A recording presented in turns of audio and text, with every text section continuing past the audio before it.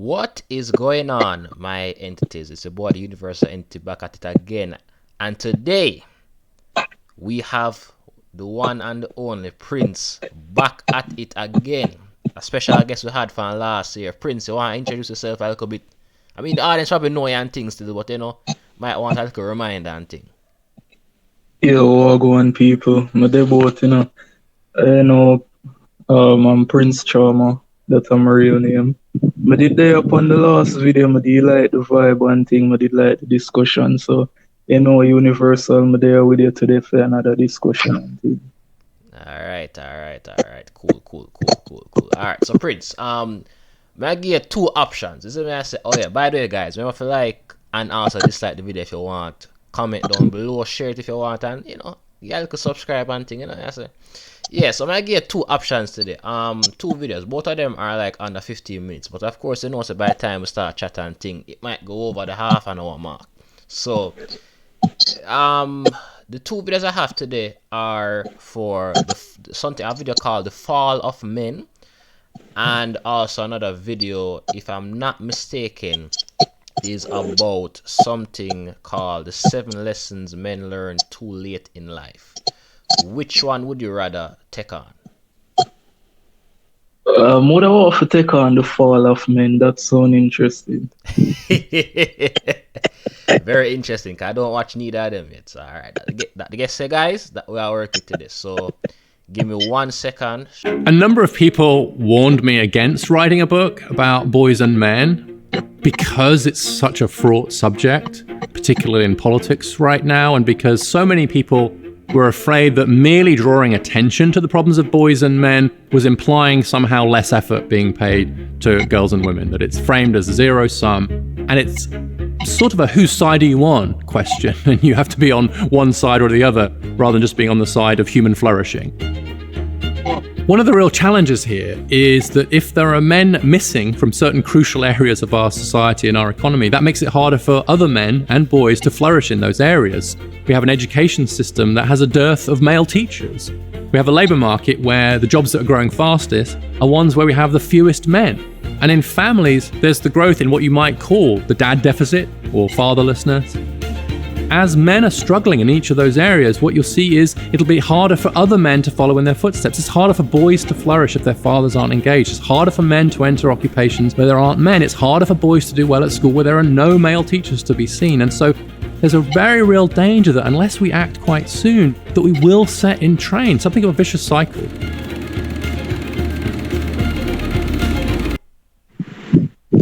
Did you know that the ebook industry is an Why, man, I tell you the odds them, man. Tell you. Yeah, you hear me? Yeah.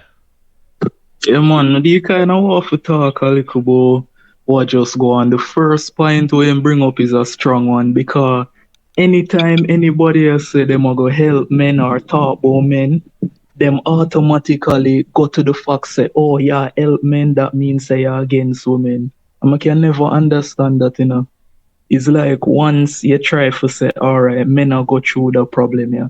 It's like them try to say, but women are go through this too. Women are do that too. You get what I say? Yeah. It's just why it can't be that we just talk about that issue there without it being a gender war, you know what I mean?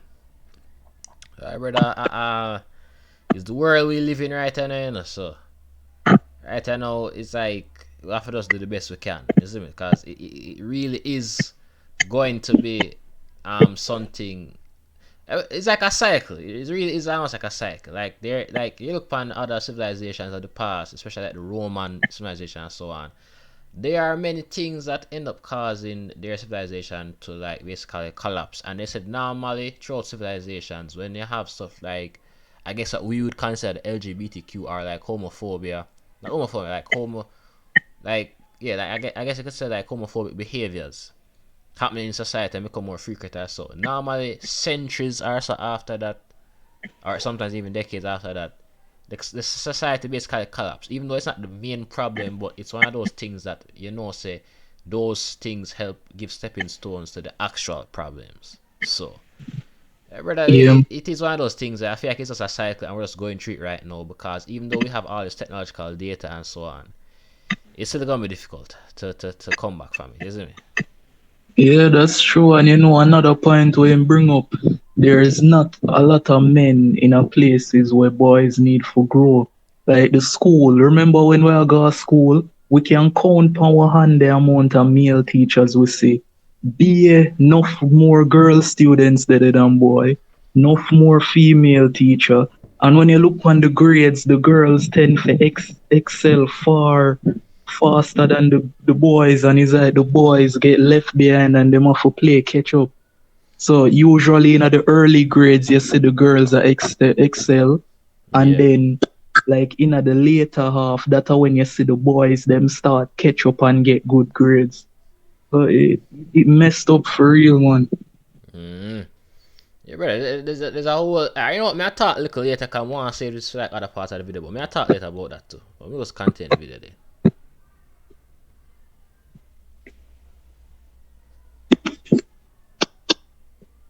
Institution, and my latest book is Of Boys and Men: Why the Modern Male is Struggling, Why That Matters, and What to Do About it.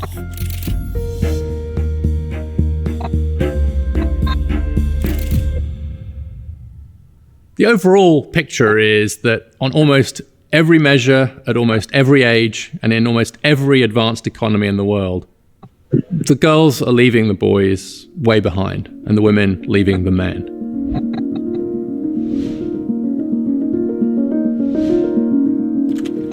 What nobody expected was that girls and women wouldn't just catch up to boys and men in education, but would blow right past them and keep going. Everyone was very focused, quite rightly, on getting to gender equality, getting to gender parity. It's not that long ago where there was a huge gender gap the other way, and there was huge focus, correctly, in the 70s and 80s to really promote women and girls in education. But the line just kept going. And nobody predicted that. Nobody was saying, what if gender inequality re-emerges in just as big a way as now, in some cases bigger, but the other way around? And to some extent, everyone's still trying to get their head around this new world where, at least in education, when you talk about gender inequality, you're pretty much always talking about the ways in which girls and women are ahead of boys and men. And that's happened in a very, very short period of human history. So if you look at the US, for example, in the average school district in the US, girls are almost a grade level ahead of boys in English and have caught up in math. If we look at those with the highest GPA scores, the top 10%, 2/3 of those are girls. If we look at those at the bottom, 2/3 of those are boys. When it comes to going to college, there's a 10% gap in college enrollment, a similar sized gap in completing college, conditional on enrolling. And the result of those trends is that the gender gap in getting a college degree is now wider than it was in 1972, but the other way around. So in 1972, when Title IX was passed to promote more gender equality in education, there was a 13 percentage point gap in favor of men getting college degrees. Now there's a 15 percentage point gap in favor of women getting college degrees. So the gender inequality we see in college today is wider than it was 50 years ago. It's just the other way around. There's quite a fierce debate about the differences between male and female brains. And in adulthood, I think there's not much evidence that the brains are that different in ways that we should worry about or that are particularly consequential. But where there's no real debate is in the timing of brain development. It is quite clear that girls' brains develop more quickly than boys' brains do, and that the biggest difference seems to occur in adolescence. So what happens is in adolescence, we develop what neuroscientists call the prefrontal cortex. The prefrontal cortex of our brain is sometimes known as the CEO of the brain. It's the bit of your brain that says you should do your chemistry homework rather than going out to party. It's the bit of your brain that says it is worth maintaining a high GPA because it will help you get to college, which might help you in the future. And that bit of the brain develops considerably earlier in girls than in boys, between 1 and 2 years earlier, partly because girls go into puberty a bit earlier than boys, and that seems to trigger some of this development. What that means is that if you have an education system that rewards the ability to turn in homework, stay on task, worry about your GPA, prepare for college and so on, then just structurally, that's going to put at an advantage the group whose brains have developed earlier in those particular areas. And that turns out on average to be girls. I think it's a great irony of women's progress that by taking the brakes off women's educational opportunities and aspirations, we've revealed the fact that the education system is slightly structured against boys and men because of these differences in the timing of brain development. But it took the women's movement to show that, because the natural advantages of women in education were impossible to see when women's aspirations were being capped by a sexist society. Now that those caps have been largely removed, we can see that it's boys and men who are at a disadvantage in the education system. At the risk of sounding boring, let's collect the data first so we know what we're dealing with here.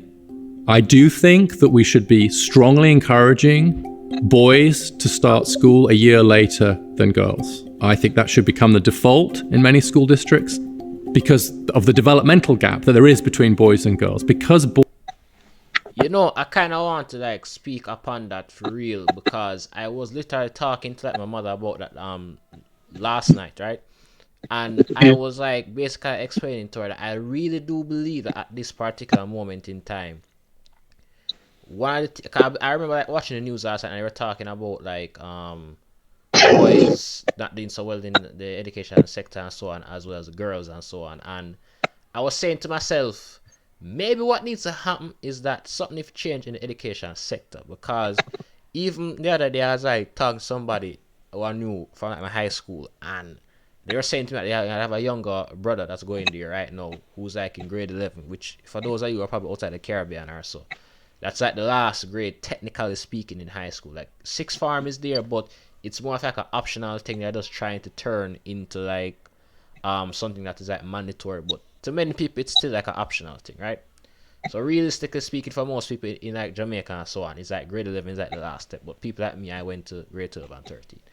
But he was like telling me to like, listen, like I would not be surprised if like my brother really failed everything or got like the lowest pass mark or everything, because he was like he started to waste a lot of time at school and stuff with skull classes. And again, some of these stuff can be towards like the whole idea of the COVID-19 changing some of these children into more introverted. Like people are changing their whole mindsets while they were growing. So it's like maybe they were a good student once, and you know whatever the case may be. But it has definitely affected, I think, boys worse, and the whole COVID pandemic and so on. And we are, as I said, guys said, we are at a disadvantage already. So why not at least make the guys start off a year or two later than the girls? And even my mother was kind of like a bit like, but I was like, but I mean, being realistic with all things, maybe we should start doing that for the high school setting. Maybe it is that maybe we should keep boys and girls at the same level up to primary school.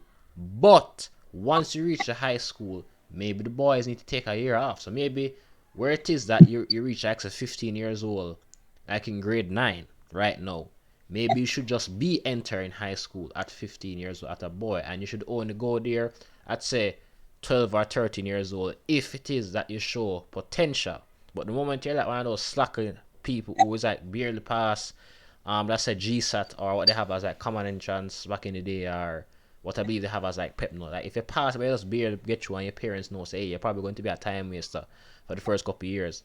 Those like, I don't know, that's my opinion still, because I do kind of agree with the guy that it's just coincidence. I was talking about that last night, and now this guy is like mentioning it that maybe boys should kind of start off a little later, just because I like the fact that part of their brain that actually deal with the part of like having yourself accountable and like thinking about things like getting your GPA up and having like a grades, a report card up. Yeah, it's like some of these stuff are not really developed until a year or two after the female. So I don't know, I want to get your opinion on it. Yeah, man, you know, what him did I say is very true, especially with the developmental thing, because it me that say earlier, I'm not even did know say it would have come up in the video. But, you know, from my perspective, what I think is that the part of the brain for boys were developed, for girls, it developed much earlier, because what I think is that girls tend to be more, how am I for put it, more calm and subtle in a them demeanor. Like for instance, you would see a young boy, him want run up and down, him want fight, him want very hands on, while a girl would have easier, it would have easier for put the girl in a classroom and just make she sit down, be quiet, raise her hand when she want use the bathroom, you know. Them little thing there, them demeanor there is like ingrained in the girls easier. But for the youths them now, they're more hands-on, they're more active. You get what I say? And it would have harder for say put them in a one class for just sit down, raise them and cause them a move up and down. So more for add to the point where you say instead of like not giving them a break, I feel like what them for do is tailor the learning to how the genders develop. For girls, make them start do English, maths earlier. You know what I mean? Them kind of subject they were required for be silent and disciplined and calm. However, for the boys now, give them things like what am I for say give them things like drama, give them things like art and them something there. IT, building, welding, skill learning. And then when like 2 years later, when them that part there them brain develop, then you can start introduce them to the English and the maths. And then for the girls too, when them get older, then you can introduce them to things like art and so and hands-on things. You know what I mean? That's the way I think, man, I think about it. Because if you really look upon it, one thing we more for ask is that is it that girls are being empowered or is it that men are getting weaker? You know what I mean? Because whenever you think about feminism and girls being empowered, them always do it in a one way where them a fight against men or bring down men. So I wonder, is it that girls can rise to the occasion without men being weakened? You get what I say? So all of them things I think about. What you think? Yeah, I kind of agree and disagree with some things you say. I believe the biggest thing I'd probably disagree with is the fact that I say I am more into the idea of like, I mean, they both have their problems and the pros and cons, I should say, but the biggest art with what me and the man in the video is suggesting about taking like a year off or so for like the guys to really like develop and so on. The biggest thing about that is that generally speaking, boys them like to play around and them something. So the idea of like with what me and him are agreeing on is that the biggest thing is going to be, especially like Jamaican boys, knowing them, they are going to run up and down, play football and all them something. So it's going to be very difficult for the parents to basically, especially if they're not like a family member, like a grandmother or something, to take care of the picking them when they're young. Like who's going to watch over them in case they want to take a year or two off of school? You get me? I say stuff like those. Are they going to be productive in other manners? And so that is why I guess you would suggest like it very similar to that my mother, whereas like just change up the curriculum for the boys at the earlier stage and then bring it up like the more maths and English and so at maybe later grades and so on. But at the same time though, you have to also put into consideration that what even though they may be more directed towards the guys, because at the same time, just like how you don't want men to be sculling classes and so, you could bring up the most interesting topics towards the guys and so on. But the moment it is not more like a physical activity, and it's like no matter how much drawing you want them to do, no matter how much football you want them to do, I say eventually there is going to come a time when them are going to still even scull them class. So both of them come with them advantages and disadvantages, but I guess it's just for like whatever economy or country whatever you have to figure out the problem and be like, alright, are we going to be the group that gives them the time off or so on and try to make parents and guardians more responsible for them pitney during them time they where they're off from school compared to the girl them, or are we going to still bring them in like a normal thing, or but we're just going to like change up some things for the man them in particular and pray say they like it enough that them still in a school them class and rate it until them get ready to do the actual maths, English, etc. That is going to be the biggest thing about it. The biggest divide about which one to pick. But yeah. Yeah. And I think the only way we'll know for sure is if them do like a test or like implement it just to see how it would work and then move from there. Because one thing for talking, however, we're not gonna know until we see it in action. Like when we in place it, when we put it in place, I should say, then we can see the mistakes, we can see where it go wrong, and then we can take time tailor it. But it's a good discussion this because it's a real problem, especially in Jamaica. Cause even for me did drop out of school, you know what I mean? But it wasn't until me drop out of school that me get to do my subjects and do my certification. Cause when I drop out of school, it was like that was the time when I finally start reach somewhere in education. I start do my subjects, I start do my certification, I start go extra class and them something there. And it's like when we did in a school, it was just so hard for, you know what I mean? So something really need for change when it come on to that area.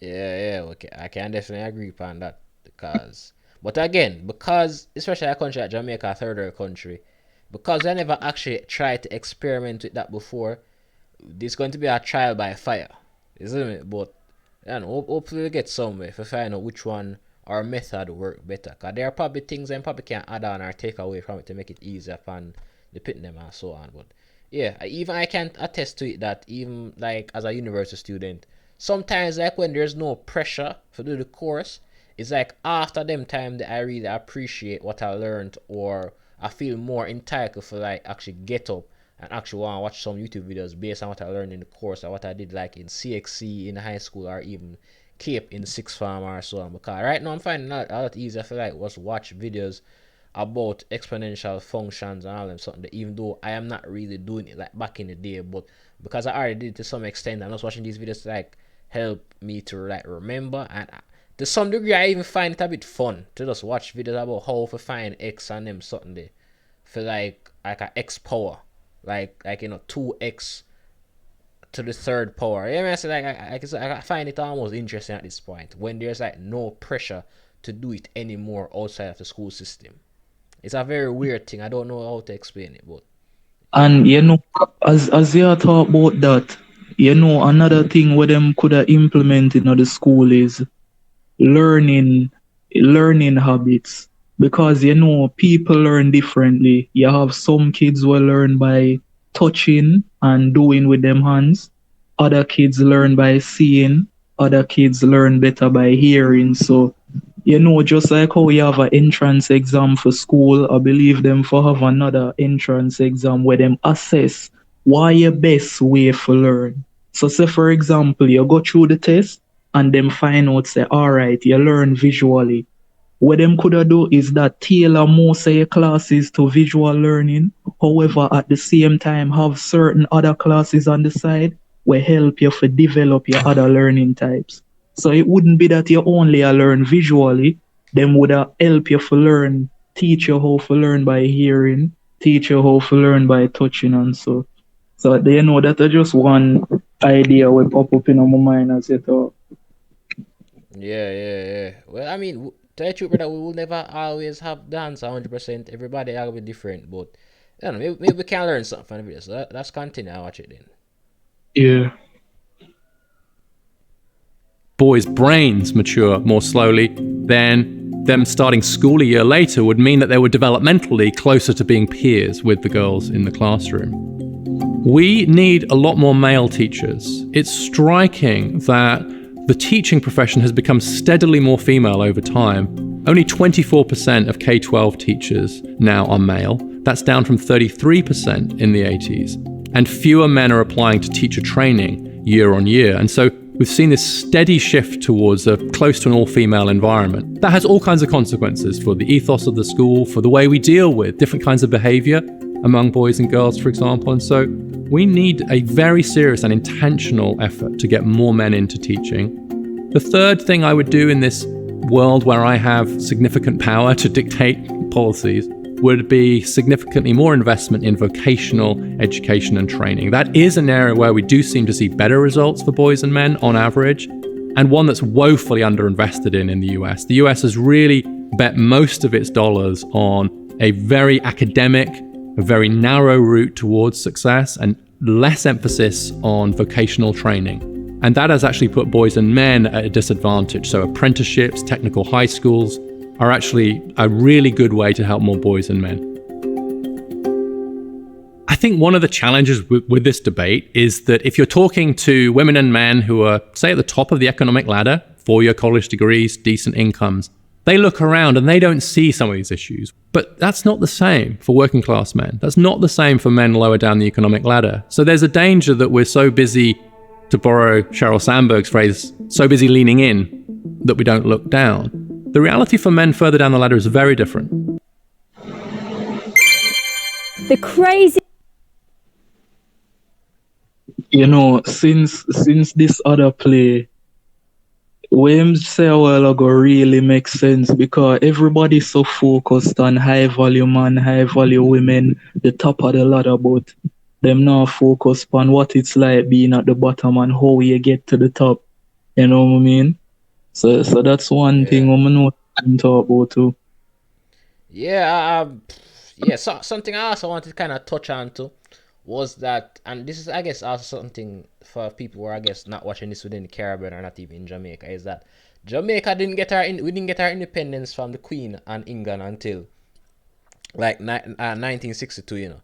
So we are less than like a century year old country in regards to our independence. And the reality is, you know, when we got our independence, you know, many of the technologies are that we have right now in regards to like microwave, fridge, and those type of stuff, ovens, they've already been invented, as well as World War II was already over. And you know, out of these feminist movements and etc., equality movements, Black Lives Matter to some extent, they had already started or been going on for a little bit. So it's like when we got independence, it's like we were literally tossed in the middle of this world that was like already beginning to change. But it's just that because Jamaica was like a third world country, it's like we were always kind of behind what in terms of like what was going on socially in the first world countries or so. We had kind of already like adapted, so there's no real like history of Jamaica having like feminist movements and stuff. Because I mean, by the time we get independence and so, it done gone already. So I guess it's like Yeah, news for like the people out there so wondering like why it is that that Jamaican culture and the people them stay that way there, because you know it just is what it is at this point. But yeah, I do agree with the guy in the video also saying that we actually do need a lot more jobs that are more focused on like stuff that don't really require that much learning, or things that require to stay in school for so long. Cause first of all, I don't know if other people know this, but men in general don't like being in debt.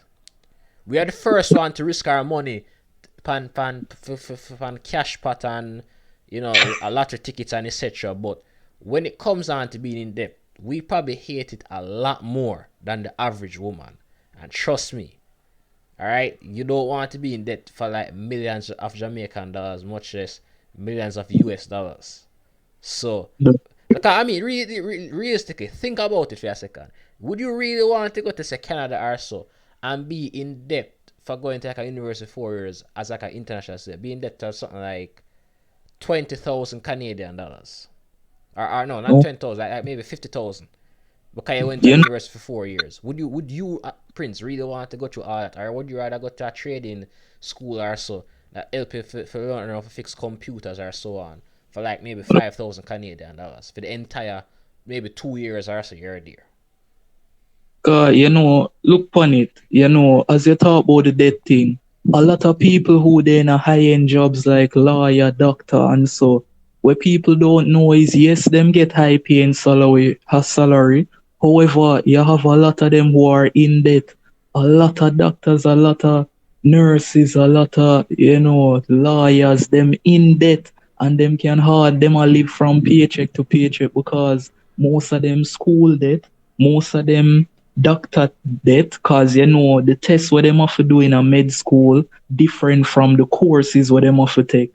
So a lot of them under a lot of debt, and the money, even though them a get a high paying job, the high pay where them a get, the debt a suck it away. Enough of them a live like college students, a live on ramen, and a live on cheap food and them thing there.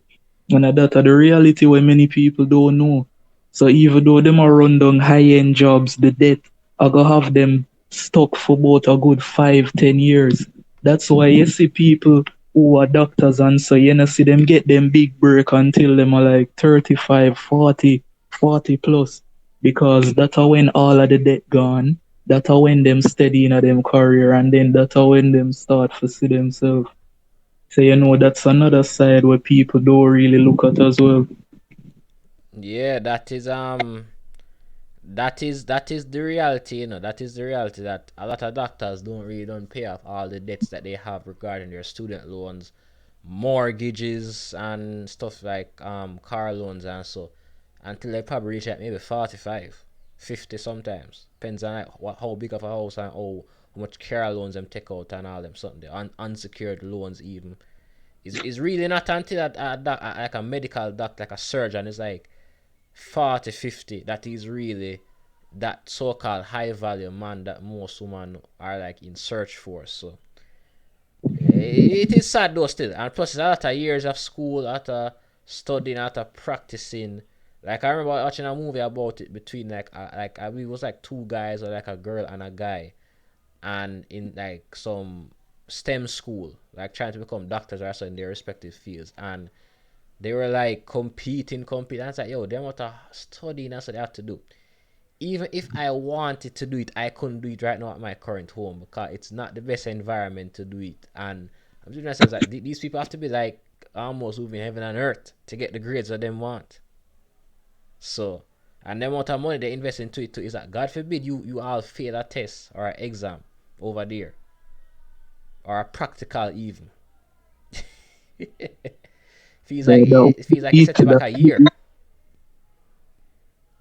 Incredible, it's incredible really, but uh, it's one reason why personally I never wanted to do them something, because they want the money to be invested, even if you pass everything and so on. The amount of debt I am going to be in, not my parents, not any auntie or uncle or grandparent. What of debt I will be in. I said no, it's not worth it for being a lawyer or doctor, especially out here. Not worth it at all. Yeah, and you know another thing, even my auntie, right? She did go to university and she did take out a student loan, and you would believe it that what she study for, the job what she do right now have nothing to do with that what she learn, and she still have to pay the student loan. Imagine that. You spend all your money, take out loan, do this, get your bachelor's, and the job where you get, you never have to do none of that, but you still have to pay the loan. It rough, man. Honestly. Yeah, it is rough. It is very rough because there are many, especially a lot of females nowadays that will go to university for like a sociology or psychology degree. And people, when I say this, nothing is really wrong with those degrees necessarily. But hear me out. You guys know that a lot of times when you get them something, you need to get at least a master's or a PhD to actually go into the field and get respected for whatever you're gonna do.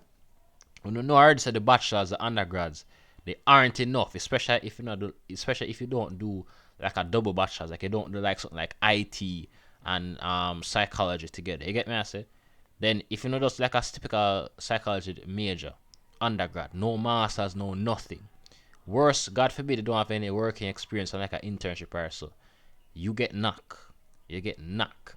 So all I'm going to ask is when you do them something there, please make sure that when you get some scholarship, partial or whatever, or full time scholarship, because in the grades them nice, or when our parents are nice enough to do them something so nobody actually ends up in debt. Really, are just people that spend money. Because the moment you take out student loans, so that especially God forbid you're in like America or those first world country, where for them that's probably even worse than for own. It's just that we are just in a third world country where it seems bad, but realistically, the prices of them I get feet actually more reasonable in terms of like the money to debt ratio. But trust me, Yeah. you wouldn't want to be in America. Take out $4,000 US for like a psychology degree or so, and you have to end up paying back that, knowing that you're probably only getting paid like maybe 25 US dollars like an hour. Once you're done university, you don't want to be that person. So people, please pick stuff for say if it's even not that worth it, you're gonna get a master's or stuff to help make it worth it, or just don't do it at all. Just do like a little either certification on the side or something instead of going there what you want the college or university experience of saying yes I have a undergrad degree. Yeah, you have an undergrad degree in something useless. Yeah, as you say, basically the advice is nothing necessarily wrong with your dreams or whatever. However, just make sure that whatever you're going and not that no come with it, because a life where I live, once you're young and in your 20s, you have the space for basically do whatever you want until a certain period. So even if you're gonna do a useless degree and it's just your passion, just make sure say you don't go in it with debt. have a plan, have a financial plan where you know say, yes, me I go can do this and yes, I'm a passion. It might not bring me much return, however, me not go in a debt. It not go stop me once me do this, me I go can move on to something else, get a job. You know what I mean? You just have to be smart with what you do. Yeah, and unfortunately, and I hope no female gets offended by this, but may I be completely honest, when it comes on to like debt and them something there, most women are really smart in them aspects, brother. I swear to God. You can step into a financial institution like a bank, commercial bank, central bank, or whatever, or even stock exchange. And yes, you might see most of the females workers there, but trust me when I say this, even if them smart right now, the amount of bad decisions they probably made in their 20s that they're still paying for right now. And they're probably just realizing those mistakes and then probably seem like they have it all, them have a SUV and something. You'll be surprised when some of them people still pay it off. Yeah? The what I feel like say why because they're in those institutions, they actually know better. Or you know better yet? They do know better, but they didn't know better at our age. Better I should say that. These Yeah, females nowadays, they may not spend as much money as us in regards to like foolishness, but the foolishness them spend every now and then, them something cost sometimes 3-10 times more than what we the average man them spend. So them end up pay feet a lot more in the long run. So I'm gonna say it's females. Big up to yourself though, but trying to get no useless degree, trying to end up with no degree that end up having that probably get some good grades and get scholarships or so. But I mean I say is just try get double majors or try aim for masters. So if you not aim for them so called useless undergrad degrees, I'm gonna call it that. Degrees you know say I just like a passion thing and you know say now go lead you to no real career where you actually desire. But then again, let's get back into the video then. yeah.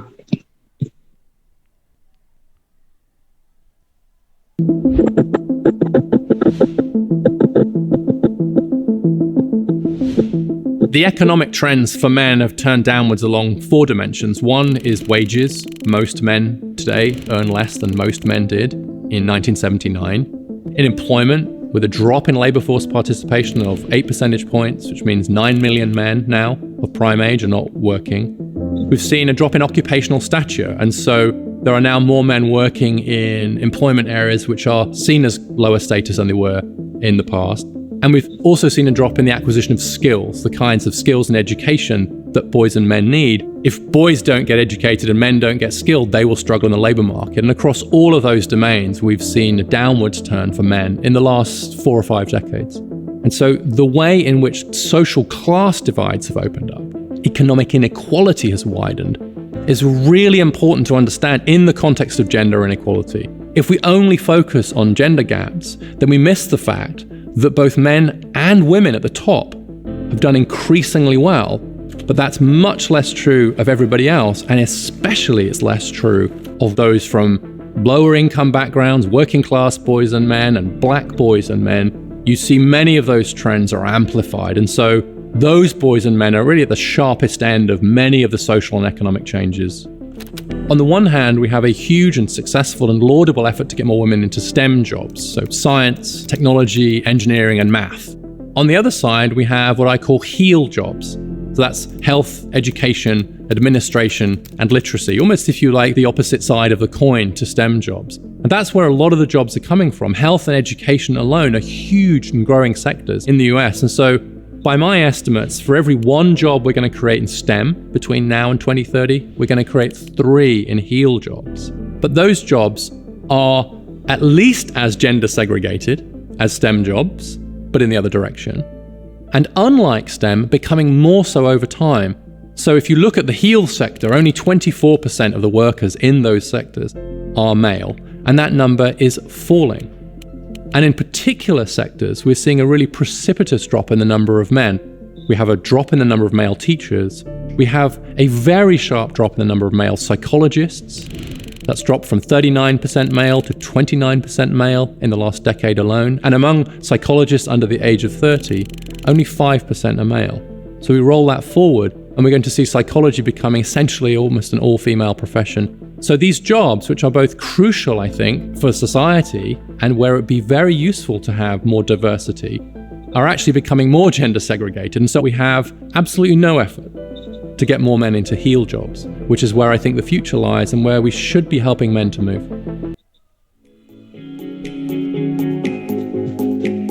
Yeah, as the ad come up is a very powerful thing that him talk about because whenever you hear people talk about masculinity, male dynamics, even people like Andrew Tate, them always harking upon the fact that how men are leaders and the power of men and how men are like the pillars and building blocks for society. However, the heel jobs, as him say, that I believe men should be in it more, like especially psychologists. Imagine if somebody like Andrew Tate did inner psychology, you know what I mean?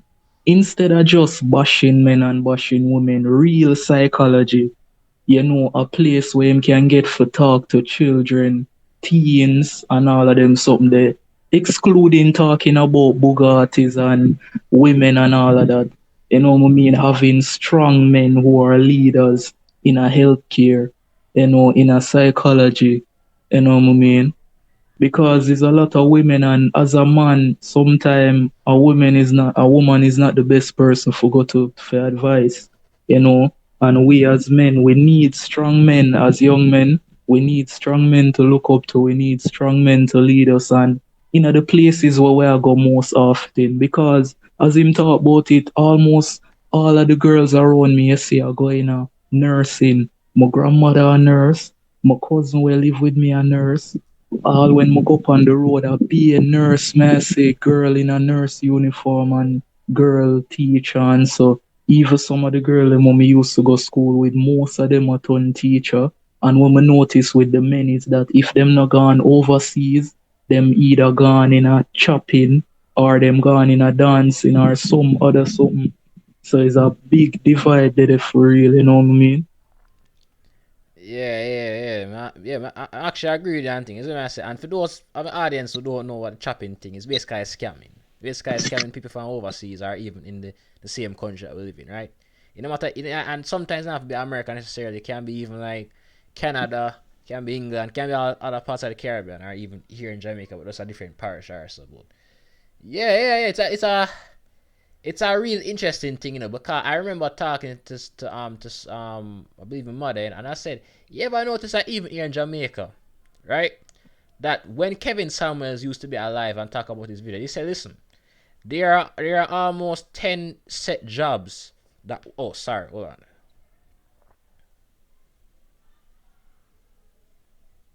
Yeah, I had to get that out of the way. There are almost, like say, usually 10 set, about like maybe like a dozen set jobs that women generally take up. Like, of course, you can have, women, like female security guards and so on that, they don't usually take up. But even though they do exist, they do not make up the majority. A good example is like the one that used to be at like my high school. I used to ask her, like, so what really got you into it? And she said, listen, from a young age, I just realized that she wasn't like most of the other females. So in other words, the likelihood of you, like like, I guess you could say like a woman in her childhood days, really does determine like whether she's very tomboyish or so, and if she's more likely to be like a police officer, a soldier, etc.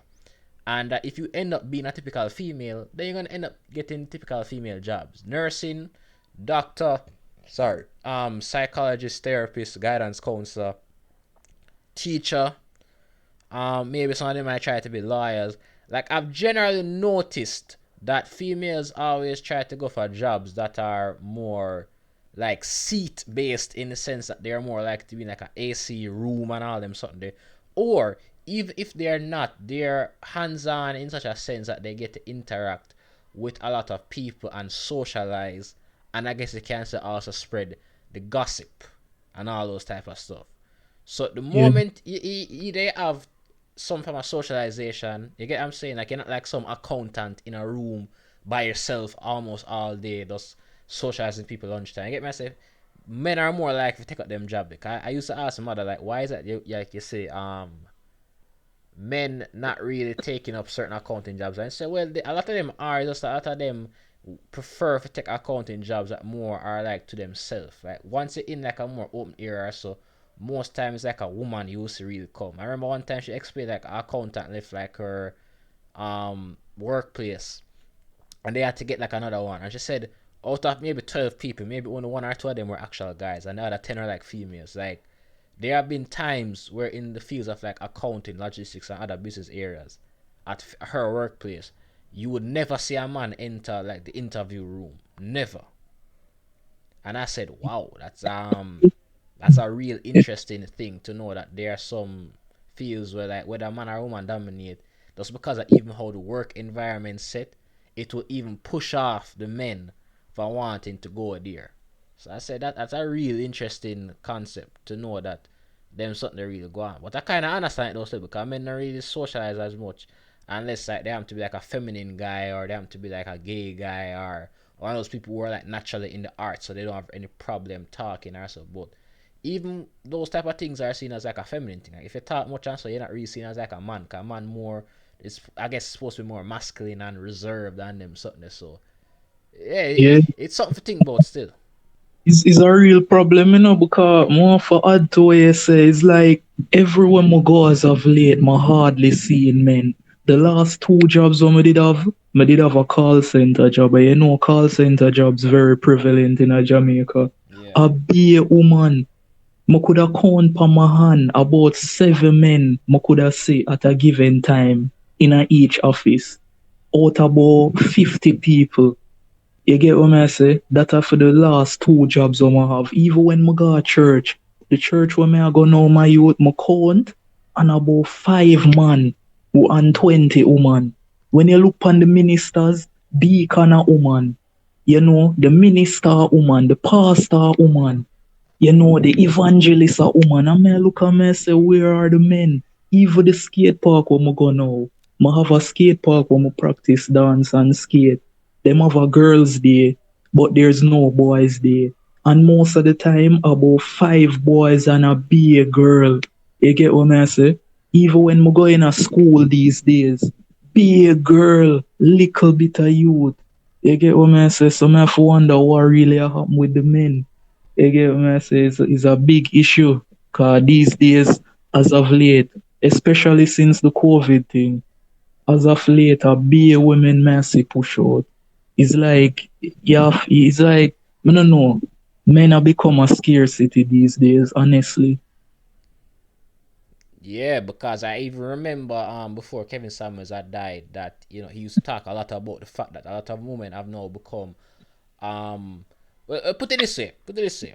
Even though a lot of men will sit down at them yard and read them Bible and so on, the actual act of going to church, being a part and socializing with the people and being very religious or spiritual, it's mostly a female thing nowadays because the reality is men are more logical. You see what I say? So like a man will get up one day and say, boy, I can't bother go church a month. Like, I want to save some money for gas and so. So he might just do a thing and just read the Bible in my yard and say whatever. While the females literally will get up every single Saturday or Sunday. Sometimes all I make of the week. Some of you know themselves, right? And you will literally see them all walk for all maybe 20 minutes, 15 minutes just to reach at them church. While the man decides, boy, I kind of want to save money or something, I want to save time to be more productive and something. I'm like, you will get the time for church and them something. So we're to reach to a point now where men in general are looking at the pros and cons and saying, hey, if the church is mostly full of a woman, now I gotta really accommodate the man them and so. And I already said a lot of times females aren't really able to comprehend the existence of a man because they don't really spend the time to really get to understand us. So they're going to get up one day and be like, well, why can't you just? And we'll be like, that's the problem. We can't just. We are men. We not think them ways. It's the way I said we're different. We're human beings, but we're different enough to a point where certain things uno more into and certain things just we more into. Don't question it. Just know say it is, and they just cannot. No matter how much we tell them sometimes. Some females understand, but at times, I tend to notice that females become a little bit more like sympathetic or empathetic with us men. Once they probably have like a son, or they have like a younger brother or older brother will like take care of them or them have to take care of in some manner. Most time I realize that are them people that are even tomboyish like girls don't understand. Most time it's like the average female can't who probably don't have a pitney or like a brother don't really understand our existence. Them can't comprehend it. So yeah, it is what it is though. I want to get back in a video though. Mm-hmm.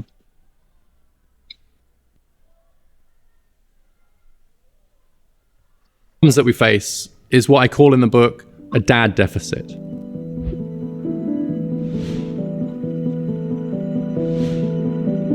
And that can be seen in various different ways. So 1 in 4 fathers don't live with their children. If parents split up, they're much more likely to lose contact with their fathers and with their mothers. And so 1 in 3 children, if their parents split up, don't see their father at all after a few years post the separation. So this fatherlessness is something that's very, very specific. And when 4 in 10 children are born outside marriage, and most children to less educated parents are born outside marriage, then we have to reinvent what it means to be a father. Because right now, men are still being held to an old standard of what it meant to be a successful father in a world where that is neither possible for many of them or even desirable. Because what we've seen is, as women have grown in economic power and economic independence, then of course they're going to choose to be with a man rather than being forced to, as in the old days. This is probably the greatest liberation in human history, honestly, that women can now choose whether to be with a man or not. More than 2 out of 5 households in the US now, a woman is the main breadwinner.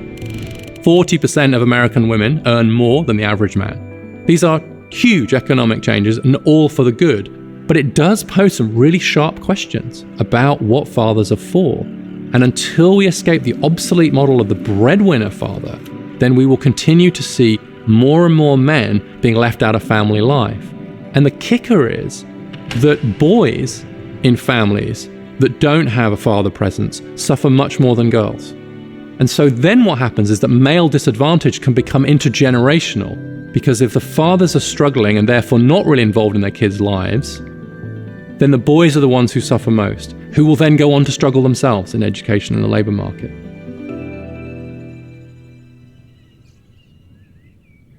I feel like it's clear by now that marriage and so what I really want to talk about is the fatherlessness.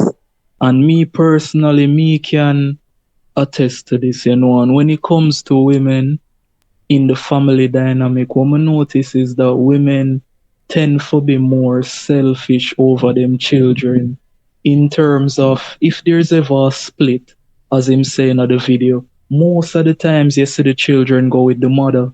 Most of the time you see the children, and most of the time when in terms of split, are the mother are the one who decide where the child goes. Even in my life, right now my father is an artist, him there overseas.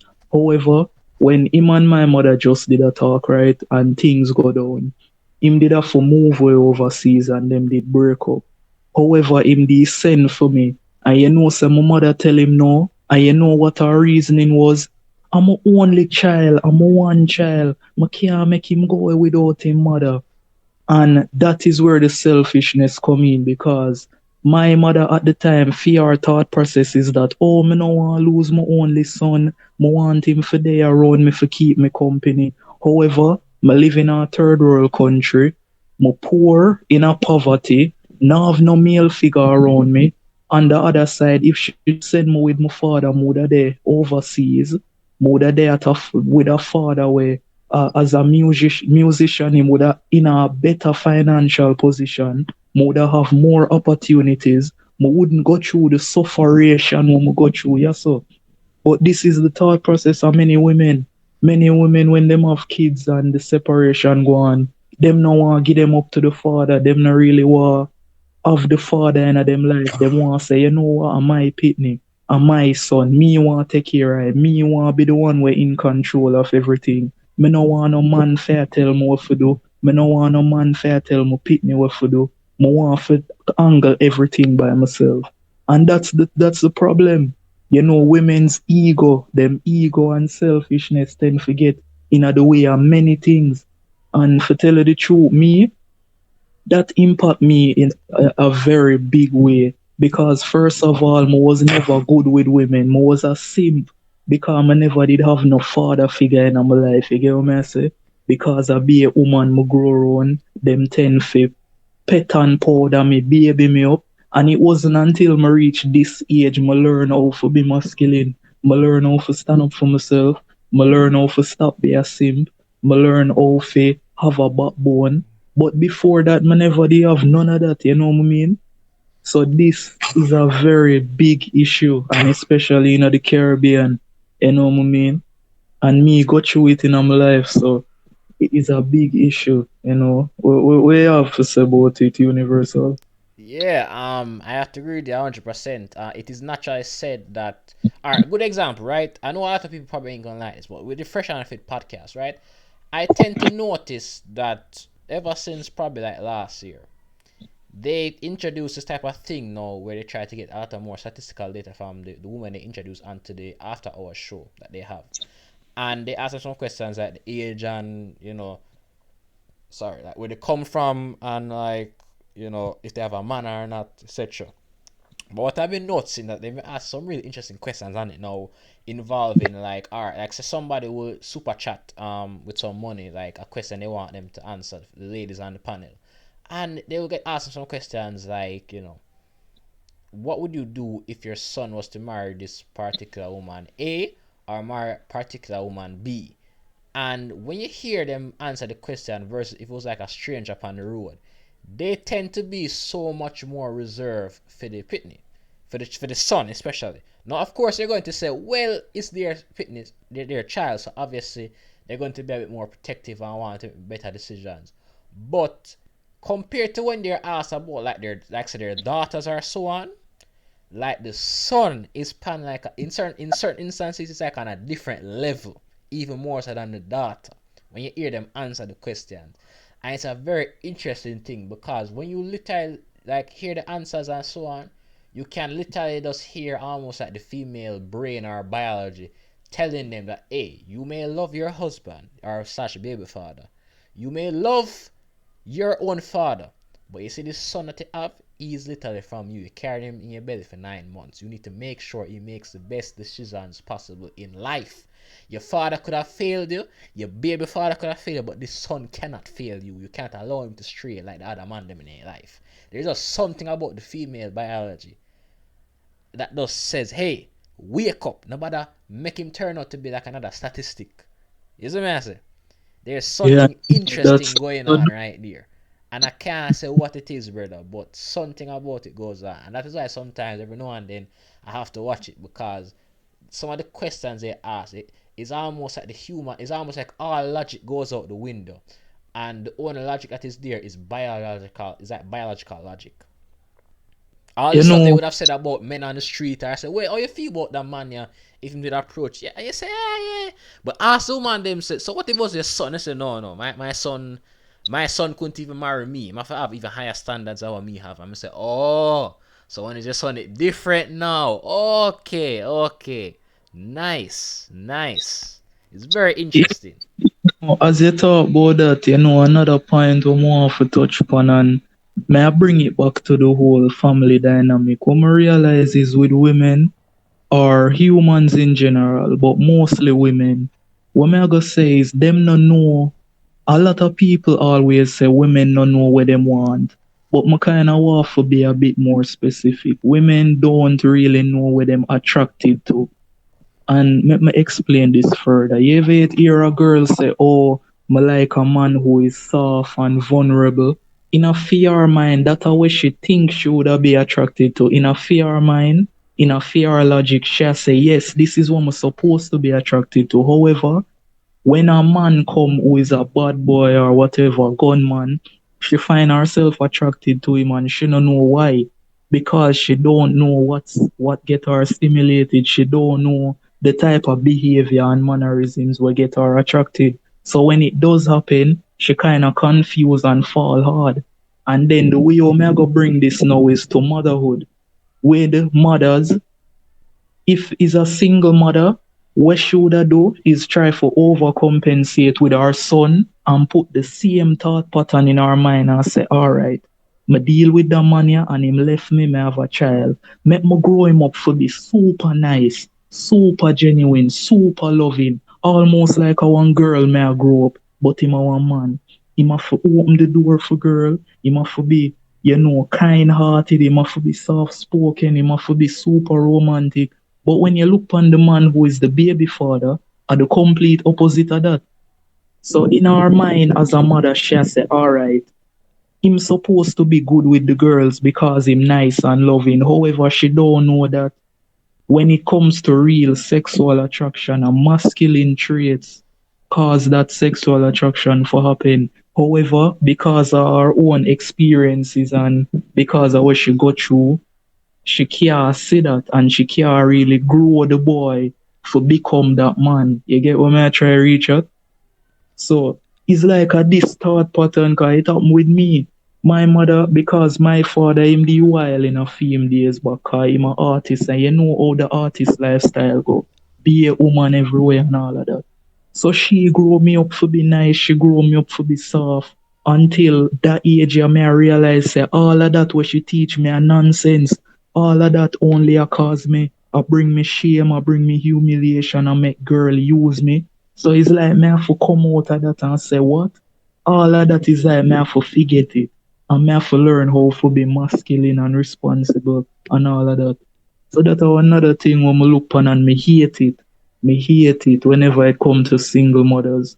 Growing up men to be soft, growing them up just because she no want, because she sleep with a man that's a bad boy. She no want to raise a bad boy. However, that I go to the boy's detriment. So that where the selfishness thing coming up because when the woman a raise the boy, she a think in a fear perspective. She not think about what's best for the boy. She a think about what's best for her later on. And I just them little things that I realize and I hate it. Yeah, I have to agree with you. A lot of females don't really know what they want in regards to like what they're attracted to. And let me tell you something. That's why a lot of times, like, even though I may have to agree with some of the things of the red pill community, because again, they're kind of like almost extremists in some manners. About a good 75% of the stuff them chat about is realistically what men should be aiming for. About a probably good 70, 60, 75%, give or take. And one of the things I like about this set is that women will know what they should be attracted to. You get me? I said, like, we're in an age now where we have technology to a point where we know a lot of mothers will go to their daughters and say, listen, marry a nerd. We're gonna like give the lifestyle of like a surgeon, doctor, whatever, so by the time you reach about 30 something, it might not be in so much debt anymore and you can live a lifestyle of vacation, this vacation, that. But as them say, because women them normally peak around the ages of between that I said the ages of like 18 years old to like maybe 27 years old or so in terms of like physical beauty as well as like how much educational value they have to bring and stuff like fertility rates being able to that be more like I guess catch being able to get pregnant more frequently and easier at that time than compared to like in them 30s and 40s and so on. That a lot of times they will have the adventures of men I guess can I say PayPal them money or whatever for free. You get myself to do some weird looking things for OnlyFans and whatever. And not only will they look as men as Sims and not respect them as much, even though them claim so that is what they should be liking and rated. But also, as I said, a lot of women are raising these men to become things that will not help them in the dating scene. Like it may help them to get a job, it may help them to become an upstanding citizen in life. But when it comes on to the time when the mother asks, so I'm not getting a grandpitney or something, say, but you never raised me to be a real man, so could I get a woman so I can give you no grandpitney? I don't understand. You get me? A lot of that I'm starting to see a lot of that happening. And I can say this. I don't know if maybe one day my mother will hear this, but mommy, I love you. But realistically, had you had raised me by myself without my father, I'd be worse off than I am right now. I'm not afraid to say it. I'm not afraid to say it. So I'm grateful that although my father may not be the best father in the world or since the dawn of time or something, at least I have a father. At least I have a father in my life. So at least I can at least say, X, Y, Z with the pros and the cons, I have a father in my life. I have something, and I have a grandfather who's still alive, and I can model after too. So at least that, like God Almighty, if it was up to you, at them time they wouldn't catch no woman.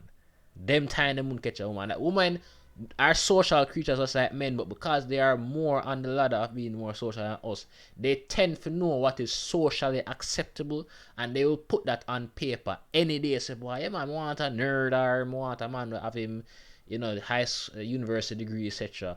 But realistically, what get them wet is really the man them where all 2-3 times the speed limit on the road on a motorcycle. You get me? I said they want I said the bad boys them because them off of this exciting adventure. And that's why a father is also needed in a woman's life, because without the father, the girls are always destined to waste their early teens and 20s upon a man we're gonna give them a toxic lifestyle, because guess what? It's unpredictable. And you see, once them realize, say, when they reach like say in the late 20s and it becomes predictable, like the toxicity and them something there, that is when them start realizing, boy, I know, like, yes, both of them are now predictable to me now.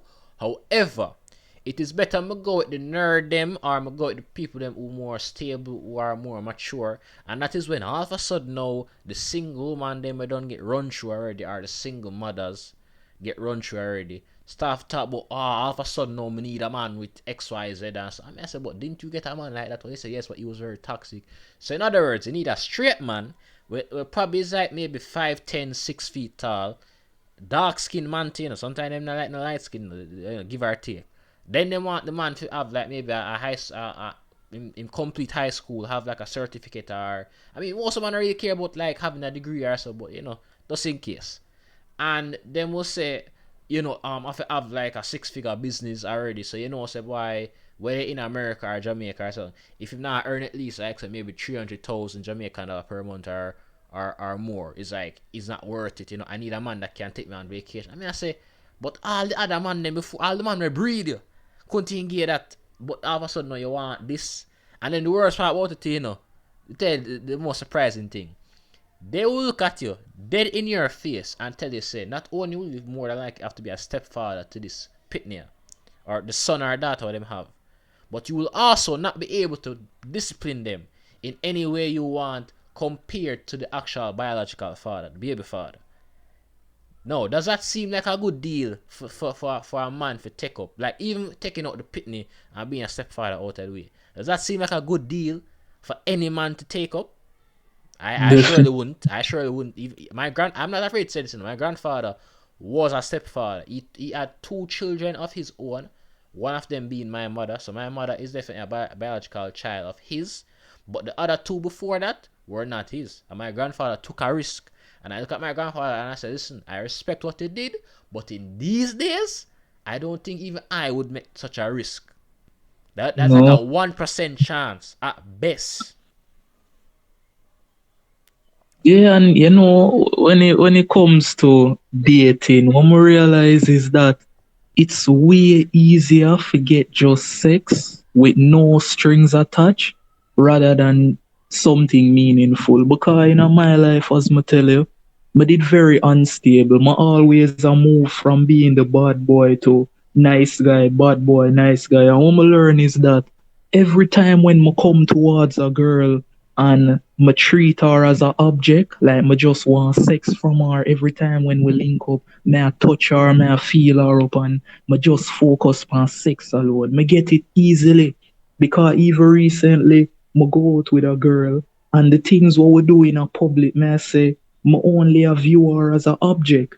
But then there was this girl who is a Christian at the time when me just start talk to her, me did a come out of the phase there because me did a smoke, me did a do all of them things there. And when me just start talk to her, every day she want call me, every day she want talk to me. That was when me still did a do the bad boy behavior and them things there, talk with other girl. But the moment when me say, all right, me I go give my life to God, me I go stop smoke, me start talk to her, I stop flirt with her, I stop be overly sexual with her, and I just talk to her about life, talk to her about, regular things. All of a sudden she busy, she not no time for talk with me. Every time when we for talk, she busy. She not even talk to me for the longest time, and but just notice, when you come to a girl treating her like a sex object or just wanting sex from her and nothing meaningful, nothing long term, them willingly give up that more than something meaningful. Cause a lot of girl tell me say them would have sleep with me, but them wouldn't they with me. And me I look on it and me I say, what you mean? You would have rather sleep with me for one day, but don't be nothing with me long term.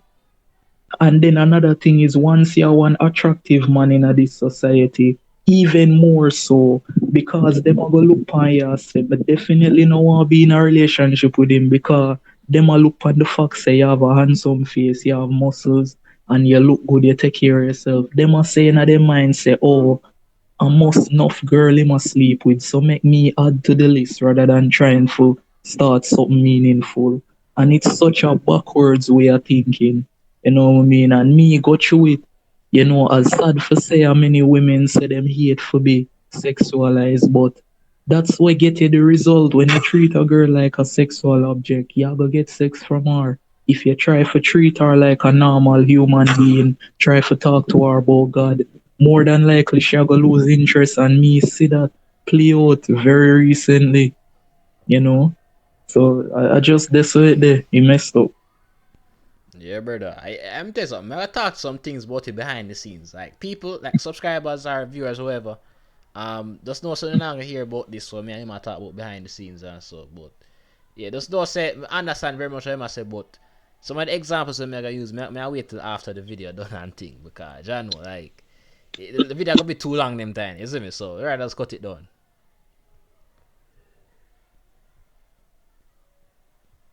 Social institutions and a sense of purpose matter to men. And so, as we've seen these real challenges faced by men in education, work, and family, you're seeing some really difficult and troubling health consequences. And so, the so-called deaths of despair from suicide, overdose, or alcohol, 3 times higher among men than among women.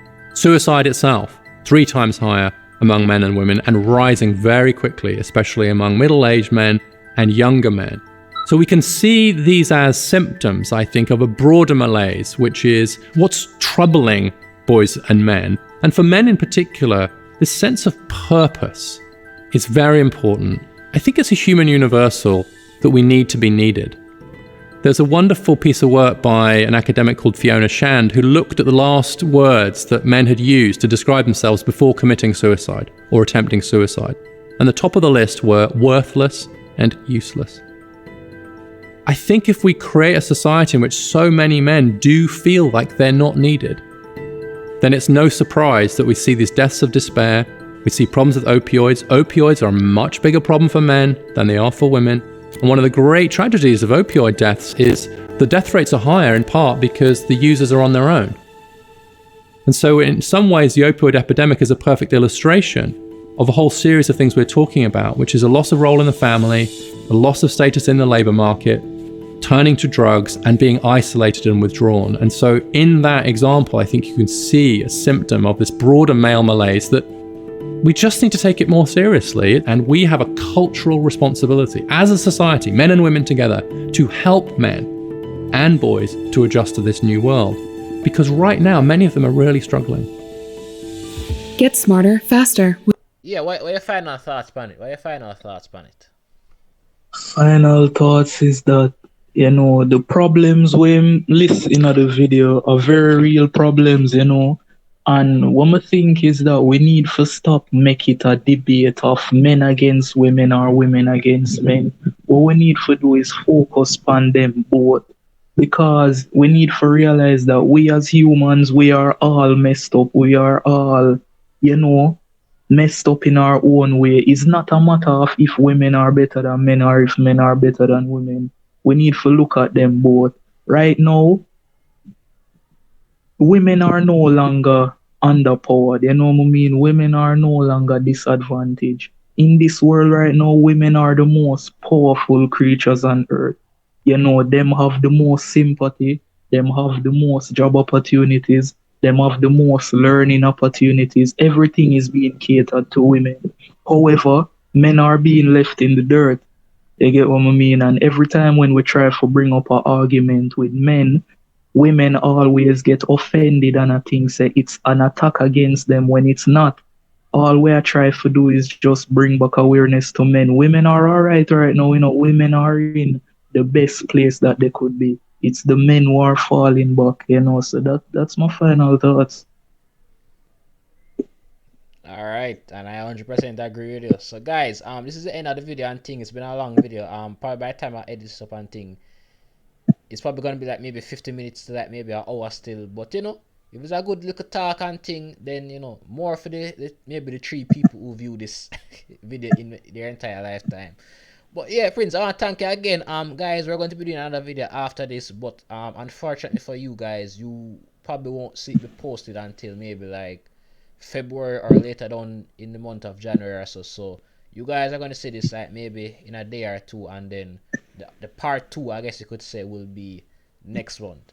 But again, Prince, thank you for your time and so on. And I know I'm going to do another piece with you right now, but I guess for the viewers, we're going to end off things. So yeah, peace and love to everybody, to all the fellow entities out there. And this is Universal Entity signing out.